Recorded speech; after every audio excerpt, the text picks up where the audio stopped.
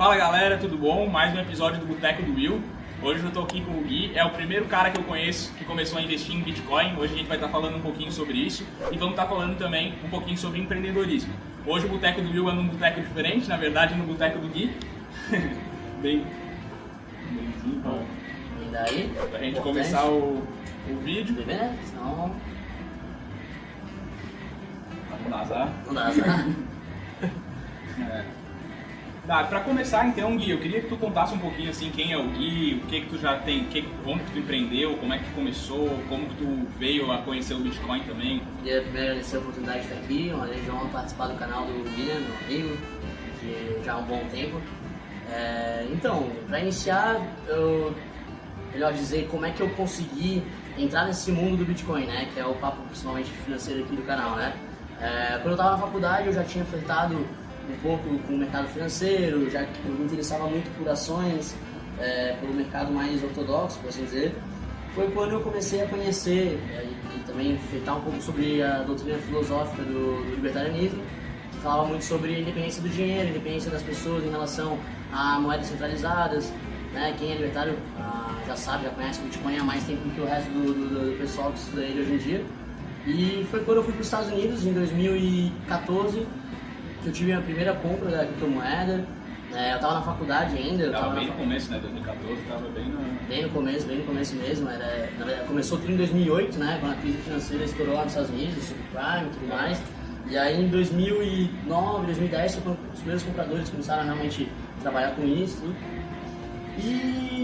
Só que em 2014, quando eu estava no meio da faculdade, eu estava meio desiludido com direito da Federal, e eu pensei, eu vou viajar, vou abrir um pouco a minha cabeça. Então eu optei para ir para os Estados Unidos. E lá nos Estados Unidos aí tive contato com o pessoal que já estava trabalhando com isso há um bom tempo, né? O pessoal que trabalhava comigo lá. E foi quando eu me apaixonei, foi a paixão à primeira vista pelo Bitcoin. Eu gostei demais, tanto o que ele representava, o escopo dele por trás, a filosofia, né, como eu havia comentado, quanto o valor financeiro dele também era bem atrativo, obviamente, né? E hoje a gente pode falar sem problema nenhum sobre isso. Quando tu comprou lá atrás, Gui, tu imaginava que ia estourar tanto como estourou, que ia crescer tanto assim como estourou, ou tua expectativa era mais que ele viesse a substituir a moeda mesmo, o dólar, o ouro, alguma coisa nesse sentido? Devo dizer que no começo, o papo da filosofia, do escopo, né, que eu falo por trás, é muito sedutor, obviamente, né? Para mim, a parte mais bela, inclusive, do ativo da criptomoeda é esse, o que ele representa por trás, né, de tudo. Mas também o valor financeiro também já tinha alguns atributos que mostravam que futuramente poderia vir a valorizar. Então, o fato de ser descentralizado, o fato de ter blockchain, que é uma tecnologia totalmente inovadora até então, então já demonstrava que, isso aí daqui a pouco vai estourar. A questão da escassez, acho também, né? A questão da escassez. Exato, não, tudo que é moeda fiduciária não é, né? Essa é a verdade. Então, assim, tudo que o dólar e o real... Não tem como imprimir mais Bitcoin, acabou. Exato, o algoritmo tá ali. Então, é aquele tal dilema, né? Quem tu vai confiar mais? No pessoal engravatado, que produz moeda a rodo, imprimindo, e que se diz ser sério, ou o pessoal que é nerd, que criou um negócio certo, através de tecnologia que transparente. É um sistema não alterável, digamos assim. Não alterável, totalmente imutável. Então, não que seja totalmente imutável, mas ele é um código totalmente aberto, então todo mundo pode historiar, pode auditar. Então, em quem que tu confia mais, né? Um monte de burocrata ou um monte de pessoa que tá a fim de fazer o negócio certo e ser transparente, né? Então... agora nessa crise que a gente está vivendo, meio... Não chega a ser uma crise econômica ainda, mas pode ser que venha a ter desdobramentos, né? Mas acho que foi um momento que a gente conseguiu ver bem, assim, foi até um momento agora que o Bitcoin começou a valorizar bastante. Principalmente por causa disso, né? Os governos não têm um controle, assim, da moeda muito preciso e, precisa de dinheiro, imprime dinheiro. E isso tudo faz a moeda desvalorizar e os outros ativos, em consequência disso, valorizam, né? Até o próprio ouro, pra gente, né, no Brasil, o próprio dólar também deu uma descolada forte. Com certeza. O bom do Bitcoin, e outras criptos, né, mas eu vou resumir em Bitcoin porque é a principal delas, a mãe de todas, é o fato de ela fazer um contraponto realmente à moeda fiduciária. Então, para uma carteira de investimentos, eu acho elementar ter um colchão de amortecimento, para caso haja uma subida do dólar, o Bitcoin geralmente vai acabar perdendo um pouco de valor, ou vice-versa. Então, é bom ter na sua carteira, né, essa diversificação. E coisa que não estava acontecendo até 2 anos atrás. Tinha muita gente com preconceito por ser uma moeda digital, então... Ficou um tempinho andando de lado, né? Ficou. 2017, quando deu aquele pump histórico, né? Acho que talvez tenha sido o ativo que mais cresceu em menos tempo. Desde então caiu, estabilizou na queda, né? Desculpa, caiu, depois estabilizou em um patamar, né? Durante um bom tempo ficou, e agora, nesses últimos meses, na verdade, deu uma subida, né? Que coincidiu com o halving, que é um fenômeno do Bitcoin, que acontece a cada 4 anos, que o algoritmo ele trabalha de forma a produzir menos Bitcoins à medida do tempo, né? Então, vai crescendo a quantidade de Bitcoins na economia, a produção vai diminuindo um pouco mais, então a escassez dele vai aumentando, né? Então, é algo que é programado, então muita gente já estava preparada para esse tipo de fenômeno, né? Essa subida na última hora. Mas quem pegou, quem não pegou, pega na próxima round. E é legal também, para quem vai investir em criptomoeda, entender que é um investimento realmente, né? Que a gente não está ali, até pode estar especulando ali alguma coisa, mas a chance de tu perder fazendo isso é muito grande, porque é um negócio um pouco imprevisível, né? A gente acredita que a longo prazo a tendência seja de crescimento realmente, de uma estabilização no patamar mais elevado, só que se o cara ficar hoje fazendo day trade só que de criptomoeda, né? Se o cara ficar naquela brincadeira ali hoje, a chance de tomar uma ré é grande também, né? Day trade no geral, a chance de levar uma ré já é grande. Bem grande. Bem grande, mas com o Bitcoin é pior ainda, né? Porque a imprevisibilidade, ela domina, né? O ambiente A volatilidade no dia é muito grande. Muito grande, né? Quando se fala que o Bitcoin ele é algo que é incontrolável, na verdade é entre aspas, porque se for pensar que se nenhuma moeda advir nesse meio tempo, né, com uma capacidade de confiança, de confiabilidade tão grande quanto o Bitcoin vai continuar sendo uma melhor moeda, pelo menos na minha opinião, e na opinião de muitas pessoas que hoje compram ativos dentro das criptos e dentro das moedas fiduciárias. Então, assim, se o governo X, lá, lança uma moeda, né, que tem uma confiabilidade tão grande quanto o Bitcoin, obviamente vai ser um atrativo também para isso acontecer, porque governos não fazem isso, né, não são confiáveis. Mas quando vier uma moeda concorrente tão boa como o Bitcoin, está muito bem capaz de perder o valor. Enquanto não vier, o Bitcoin vai se tornar uma moeda, para mim, mais tem uma volatilidade grande, mais tenha os seus perigos, né? Porque dentro do universo das criptomoedas você tem que estar ciente disso. Então, você estando ciente disso, a sua chance de se dar mal nesse mercado é muito pequena. Como qualquer coisa, né? Tipo, o cara para investir em ações, ele tem que entender a filosofia por trás da empresa que ele está botando dinheiro e tal, e acredito que nas moedas é a mesma coisa. Tem que entender como aquela moeda específica que tu está botando dinheiro funciona. Como funciona, exatamente, né? É uma regra básica, né? Não apostar tudo, né? Embora algumas pessoas façam, né? De maneira irresponsável, hipotecando casa, tem muita gente em 2017 que hipotecou casa para comprar Bitcoin, então é um negócio que nenhum investimento você pode fazer uma coisa dessa, né? É mais tratando de Bitcoin. E o que acontece também em qualquer tipo de investimento é que quando começa a ser muito falado e tal, ele dispara mesmo, aí todo mundo que não entrou até agora acha, puta, vou perder o trem subindo. Aí tenta pegar na metade e logo depois começa a cair. O FOMO come solto no Bitcoin. E, pô, na subida, até brincam, né? Essa hora que tem que compra quando já é na alta, né? E vem na baixa, troteando os calores, né?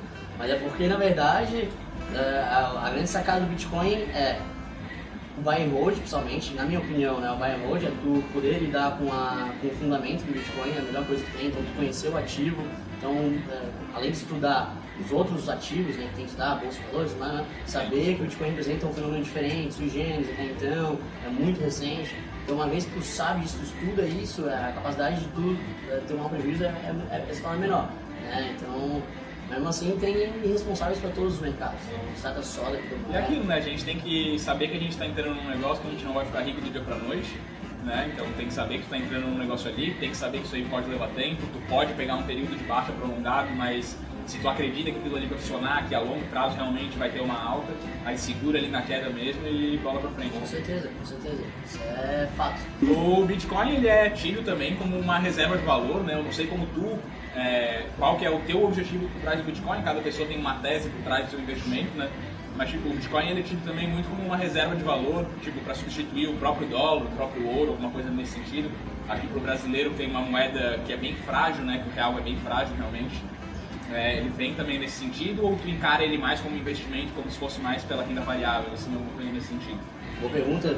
Na verdade, o Bitcoin, na minha concepção, em 2014, é diferente da minha concepção atual. A minha concepção inicial era de que, quando ele explodiu em 2017, foi que ele se tornaria de imediato uma moeda de troca.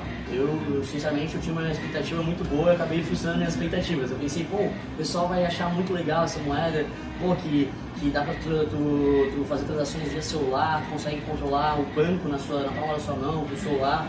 consegue ter independência financeira, consegue decidir para quem tu vai pagar taxa, não precisa não dar nada a ninguém, pro Estado principalmente. E acabou que não foi dessa forma. Hoje eu vejo ele como uma reserva de valor, como tu bem expôs, né, que enquanto tiver um fluxo, um curso forçado de moedas fiduciárias, dólar, real, assim ele vai permanecer. Isso pode vir a ser meio que uma moeda global. Hoje ela já é, né? Tipo, tem vários lugares que já aceitam, tem várias transações que já são feitas através do Bitcoin. Mas acho que hoje não é essa a finalidade dela, né? Não é a finalidade dela. De jeito nenhum. Eu tenho que ser sincero, não dá pra ficar também... durante muito tempo eu falava, né? Não, Bitcoin daqui a pouco o pessoal vai estar trocando. O cara é idealista, né? Morador de rua vai estar tudo, né? Só no Bitcoin. Não é assim, demora bastante. Até porque é uma moeda, como eu falei, é off-stream, né? Ela vem muito na marginal, né? Ela não é posta, ela não é curso forçado, então ela é muito voluntarista, ela exige um grau de conhecimento, de vontade de utilizar muito grande. A gente tem muita mania de achar que como a moeda real e dólar sempre tem inflação, mesmo que seja uma inflação pequena lá nos Estados Unidos, ou uma inflação um pouco maior aqui no Brasil, a gente tem mania de achar que na verdade os produtos estão sempre subindo de valor. Na verdade a nossa moeda é que aprende de valor. Exatamente. Então a gente não está acostumado com a deflação, que é um fenômeno muito comum no Bitcoin. Então a gente sempre vê a deflação como algo, mas como é que eu vou usar? Não, mas é que na verdade você está conseguindo entender, conseguindo pegar a teoria monetária como ela é, a raiz, né, da teoria monetária. Que é o seguinte, quanto mais valorizado é o dinheiro, quanto mais escasso, quanto mais interessante é o dinheiro, mais você vai esperar para comprar os seus insumos do dia a dia, seus serviços do dia a dia. Então você aprende com o Bitcoin, você aprende a investir, você aprende sobre teoria monetária, você aprende sobre deflação.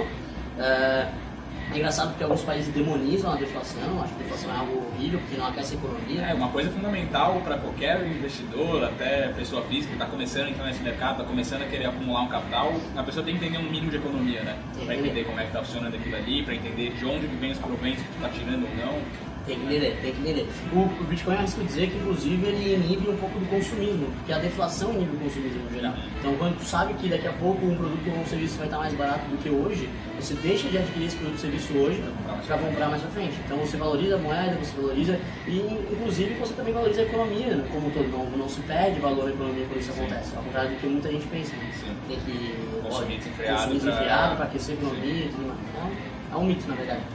E daí sobre investimentos, assim, sobre tu como investidor, né, como montando aí o teu futuro e tal, hoje para o que tu olha, assim, onde tu bota o teu dinheiro, além dos bitcoins, além dos teus empreendimentos, né?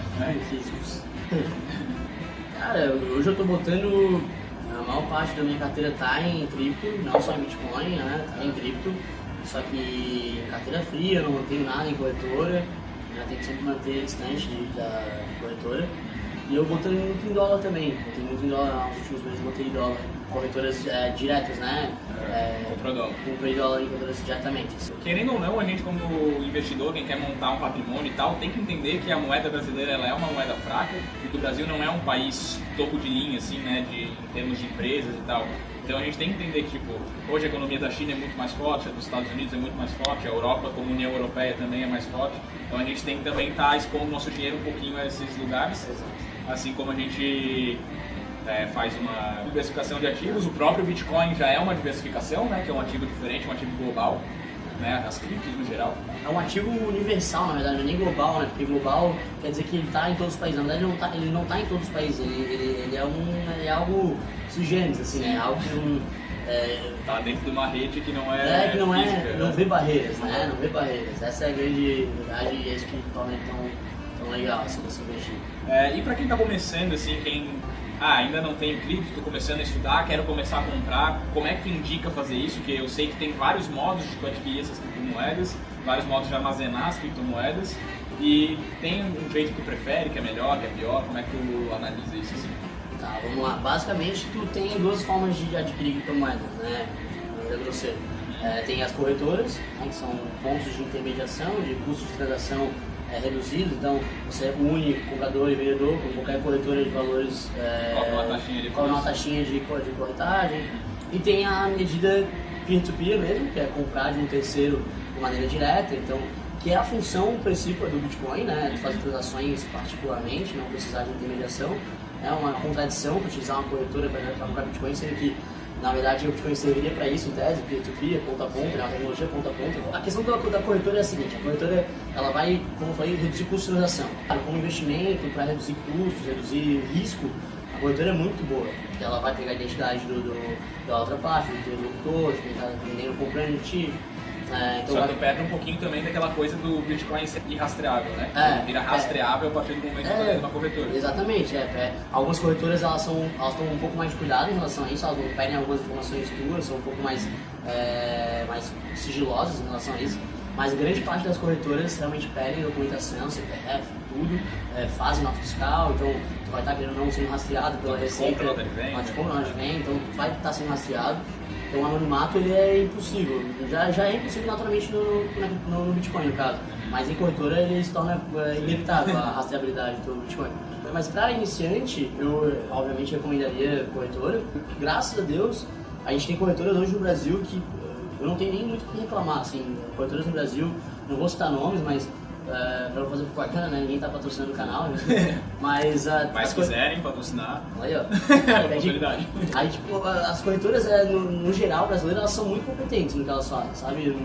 Teve uma ou duas que há anos atrás tiveram uma quebra ou foram hackeadas. Hoje em dia, a tecnologia por volta delas é muito robusta, é muito sofisticada. Queria entrar num outro papo agora, na parte mais de empreendedorismo daí, na parte dos seus negócios hoje que tu tem e tal. Como tu teve as tuas ideias, como é que tu começou isso, de onde veio a tua ideia, tu que é um cara do direito, de começar uma empresa, de abrir um bar, de abrir a criptoescola? Legal. Quando eu estava na faculdade de Direito, eu trabalhava no escritório de advocacia bem tradicional aqui de Florianópolis, que trabalhava bastante essa parte de direito empresarial. Então eu sempre tive contato, sempre flertei um pouco, mesmo que indiretamente, com empreendedorismo. A gente trabalhava com recuperação de empresas, com plano de negócio, com contrato social, e me despertou uma curiosidade muito grande saber como é que era estar do outro lado, como que era estar montando um negócio, estar ali no dia a dia, na labuta, ali, né, montando teu negócio, fazendo ele crescer. Então foi meio que invariavelmente, eu já estava em contato com isso, e foi só eu sair da faculdade que eu já, o direito não estava dando muito dinheiro, a advocacia tinha muita oferta de mão de obra, o salário era muito baixinho, e aí eu falei, velho, vamos me aventurar aí, porque esse mundão aí é cheio de coisa pra se descobrir. E aí montei, quando eu saí da faculdade, a primeira coisa que eu montei foi o Floripa Exponencial, que é um evento que a gente faz anualmente. Esse ano passado a gente acabou não fazendo, esse ano após a pandemia também não fez, mas eu quero ver se eu faço mais algumas vezes aí nos próximos anos, pelo menos uma vez por semestre, montar eventos pequenos. Montei a Criptoescola, que também daí seria um centro de educação financeira online, então a gente tinha um curso lá que era de iniciação em criptomoedas, e a gente mostrava como investir, como fazer trading, qual era a análise fundamentalista da criptomoeda. E após isso, tinha dado um residual lá, uma graninha estava sobrando e a gente tinha que se matar um pouco mais, aí eu resolvi montar um bar. E aí montamos o Ocean. Tava se incomodando um pouco, né? Tava se incomodando um pouco, eu queria me incomodar um pouco mais, e montamos. E aí, o mais interessante era a ligação entre os negócios, né? Não tinha nada a ver com outra coisa. Aí foi montando evento, um curso e montei o bar. O bar, obviamente, quem não quer montar um bar, né? Então foi já meio que um instinto, quase que boêmio, assim. Encontrou o útil agradável. O útil agradável, eu sempre fui cliente, daí passei a ser dono de bar. E aí foi isso. As coisas foram acontecendo. Hoje eu tô com 28, eu saí da faculdade em 2017, vai fazer quase 4 anos agora. E as coisas só foram fluindo, assim, a gente não premedita nada, a gente acaba não planejando as coisas que acontecem, mas aconteceu. E eu acho que todo mundo que sai da faculdade com essa interrogação na cabeça de fazer, todo mundo deveria, se tiver condições financeiras, óbvio, a gente sabe que não é fácil. Vender um caminho muito tortuoso, é um caminho extremamente penoso, né, no país como o Brasil, cheio de burocracia, cheio de penalidades para o empreendedor, além do lucro ser extremamente condenável aqui no país, né, aquela coisa de mentalidade anticapitalista, bem anticapitalista mesmo, bem antieconômica, a gente tem ainda que lidar com os problemas do próprio negócio, né? Então já não bastasse o próprio negócio ter os seus perrengues do dia a dia, né, ter que dar lucro, também tem as burocracias e tem a parte do seu sócio, né, do Estado para pagar. O sócio para pagar, quem é que vai bancar essa máquina gigantesca e custosa que é o Estado se não tiver ele pagando imposto, não é mesmo? Então é um caminho que ele tem as suas turbulências, mas ele é bem gostoso de se andar. Assim, quando as coisas começam a dar certo, Tu disse que teve muito planejamento, mas tem um planejamento, né? Quando as coisas começam a acontecer, tu começa a inventar coisas novas dentro do teu próprio negócio para potencializar ele ainda mais, tu sabia quanto que tu podia botar de dinheiro ali naquele momento, quanto que vai reinvestindo depois. Com certeza, com certeza. E quais foram as tuas principais dificuldades, assim, na montagem dos seus negócios, além de todo esse risco Brasil, assim, tipo, cara, como tu tirou do papel e, vou começar, dava pra ter começado sem nada? Algum deles tu precisava já ter alguma coisa pra começar? Como é que foi mais ou menos esse...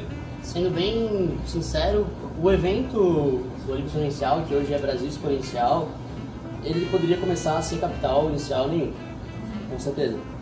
Por ser evento, a gente acaba captando patrocínio, né? Quem trabalha com isso já sabe, a gente capta patrocínio. Obviamente, se tu tem uma mão na roda, né, de poder investir o início ali, no início, melhor ainda. Mas tu consegue captar patrocínio, tu consegue chamar, às vezes, palestrantes de baixo custo ou sem nenhum custo, né? Cobra um ingressinho ali, um valorzinho significativo para poder bancar e acaba sobrando um residual. Então, tu acaba tendo um lucro, acaba gerando um lucro ali sem ter um capital inicial para investir.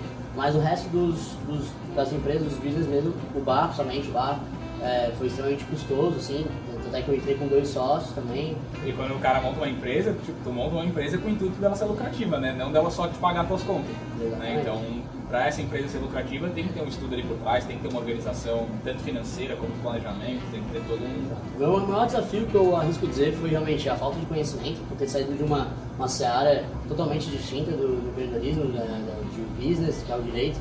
E para quem está começando hoje, quer empreender, tem essa vontade de abrir um negócio, qual que tu acha que seria o caminho, assim, o que tu tem de dicas finais, assim, para dar? O pessoal que quer entrar no mundo dos negócios, aí, de abrir o seu próprio negócio, tem que ter em mente que não vai se dar noite por dia, primeiramente. Então, paciência, muita paciência, resiliência total.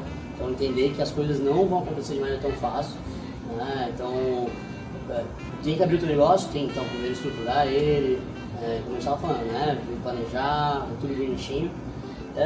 E segundo, a força de vontade também, óbvio, né? Ter força de vontade é o principal, na verdade, né? Muita gente, por exemplo, que vai pesquisar cases de sucesso, muitos deles é a base disso, né? A base da força de vontade. Então, são pessoas que não tinham conhecimento de nada, nenhum conhecimento notório sobre business, nada, criaram o seu negócio do zero, muitas vezes com o dinheiro da família, né? Family, friends, né? Que fala, não pega nem empréstimo de banco, mas pega dinheiro da família. Muita gente vai à falência, depois consegue dar a volta por cima. Então é força de vontade, é tu ir pra cima. Tu mesmo tem os 2 exemplos, né? Então tu tem o exemplo do negócio que começou sem nada, que seria o evento ali, que hoje dá para qualquer um começar, digamos assim, tu precisa ter uma boa ideia e correr atrás daquilo ali. Hoje com a internet também as coisas facilitam muito, né? O empreendedorismo digital, digamos assim, hoje está bem facilitado. E tem a parte também que o cara precisa ter ali um dinheiro, mas isso dá para começar a empreender sem dinheiro e mais pra frente, quando tiver, tu abre uma outra coisa. Exato. Sim, tu vai... tem que conciliar com a realidade, o contexto de cada um. Não dá pra dizer pra pessoa que não tem uma capacidade de renda tão alta assim, vamos abrir um negócio, né, que demande um tamanho, um valor financeiro que a pessoa não vai ter. Mas dá pra ela pensar, né, conciliar com o contexto dela, às vezes arranjar um investidor, às vezes arranjar alguém que financie. O desafio principal, eu acho, são esses 2 aspectos que eu mencionei. E também tem a questão de tu achar o mercado correto, né? Quando eu montei o bar, eu pensei, vou montar o bar, as pessoas vão entrar aqui no meu bar e vão curtir, mas na verdade tu tá elevando o teu valor idiosincrático, que é o valor que tu dá pro negócio por ser teu, né? Ao invés de medir quanto realmente vale aquilo ali para as pessoas, né? Para os teus clientes. Não vale a pena tu abrir um negócio afoito, assim, né? Vamos abrir porque eu quero ter tal coisa. Não, tu pesquisa o mercado, dá uma olhadinha, seja pensado, a demanda por ele, né? Hoje o bar tá dando certo, mas quem sabe daqui a pouco não vai dar mais, então eu vou ter que abrir, tem que se pivotar, tem que sair desse mercado para ir para outro, talvez sature o mercado, então dá uma olhada nesse aspecto também, importante. Mas, cara, então acho que é isso, muito obrigado. Prazer vir aqui, o chopp tava bom pra caramba. Acabou, vamos tomar mais um depois, hein? Chopp geladinho. Refil, vamos pegar mais um ali depois. Obrigado, prazer é tudo meu, tá? Fechou? E galera, você ainda se não é inscrito no canal, se não deixou seu like, deixa aí pra ajudar a gente a fazer esse vídeo chegar mais longe. Se você gostou, quiser deixar perguntas aí tanto pra mim quanto pro Gui, pode deixar nos comentários que a gente responde depois. E tamo junto, valeu!